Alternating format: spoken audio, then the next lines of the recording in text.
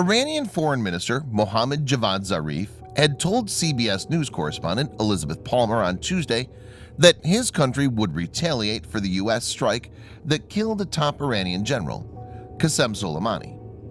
He had said that, unlike Trump had threatened to do, the Islamic Republic will respond in a proportionate manner against legitimate targets. Mr. Zarif didn't disclose what Iran's leaders considered legitimate targets, nor when Iran would launch its retaliation. He said, "The international law of war is very clear about legitimate targets," and basically pointed to Geneva Convention, which lists such targets as military or infrastructure sites. As indicated by Mr. Zarif's statement, Iran launched several missiles at Iraqi bases housing American troops.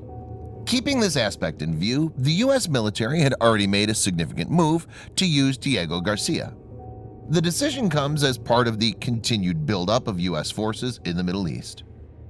In this video, Defense Updates analyzes why the deployment of 6 B52s to Diego Garcia is a tactical masterstroke. Let's get started. This video is sponsored by War Thunder, the most comprehensive military vehicle online game for PC, PlayStation 4, and Xbox One, in which you can go to battle on more than 1,200 playable aircraft, tanks, helicopters, and ships from the 1930s to the 1990s. The game has an amazing attention to detail and focuses on a realistic combat experience, which is why knowing your vehicles and skill really makes a difference. It's easy to get into, and all you need to play is nothing more but your mouse and keyboard or controller. Immerse yourself in cross-platform combat with more than 20 million other military vehicle enthusiasts from all over the world. Download and play War Thunder for free using the link in the description below, and also get a free bonus tank, aircraft, or ship, and 3 days of premium account.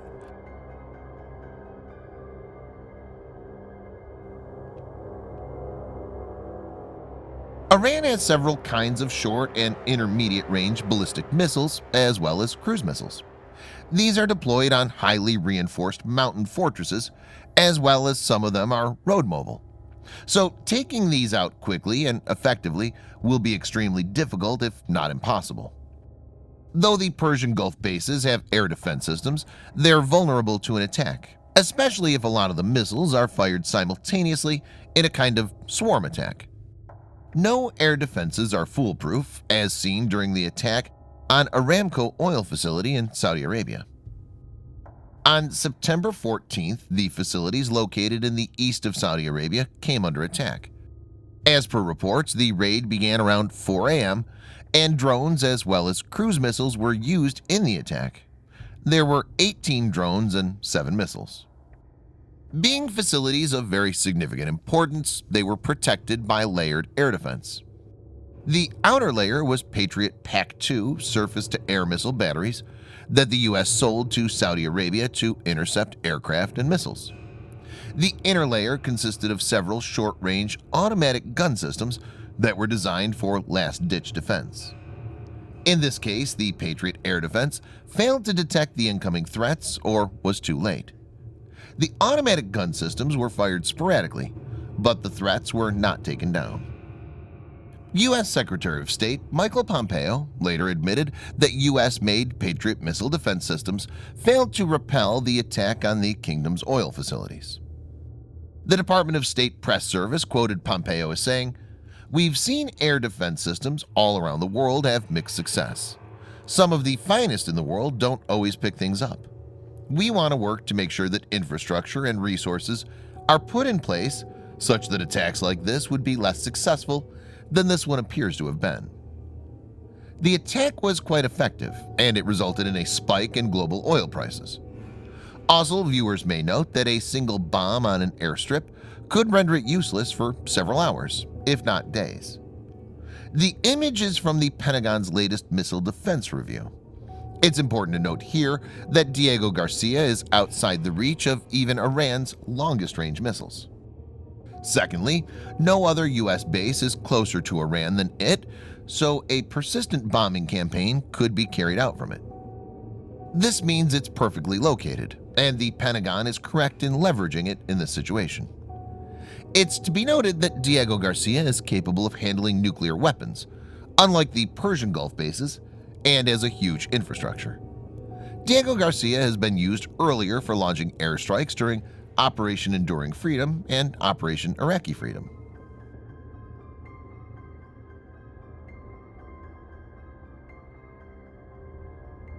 The Boeing B-52 Stratofortress is an American, long-range, subsonic, jet-powered strategic bomber. The B-52 was designed and built by Boeing, which has continued to provide support and upgrades. It's been operated by the United States Air Force, USAF, since the 1950s. Better performance at high subsonic speeds and relatively low operating costs have kept the B-52 in service despite the advent of more advanced aircraft, including the variable geometry B-1B Lancer and the stealthy B-2 Spirit. After being upgraded between 2013 and 2015, it's supposed to serve till the 2040s, after which it's expected to be replaced by B-21 Raiders. B-52 is powered by Pratt & Whitney turbojet engines. It has a typical combat range of more than 8,800 miles or 14,080 kilometers without aerial refueling. The massive range enables B-52 to take on strategic bombing missions.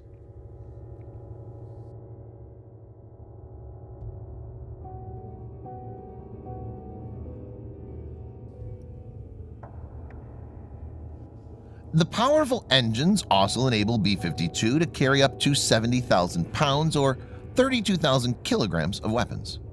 The B-52 is capable of carrying both conventional as well as nuclear weapons. Apart from the ability to drop bombs, B-52 can carry land attack cruise missiles.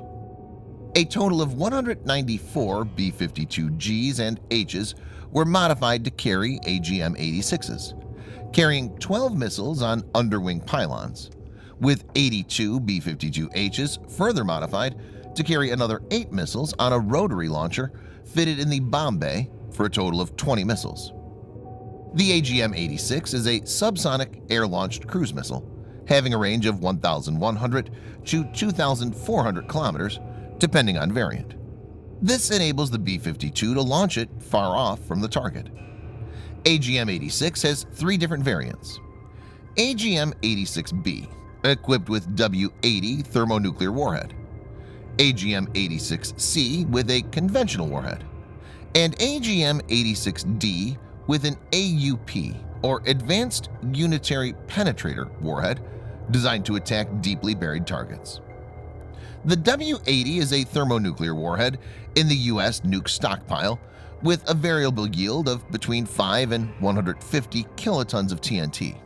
It's specifically designed to be used by AGM-86 as well as the BGM-109 Tomahawk. The W-80 is a powerful asset.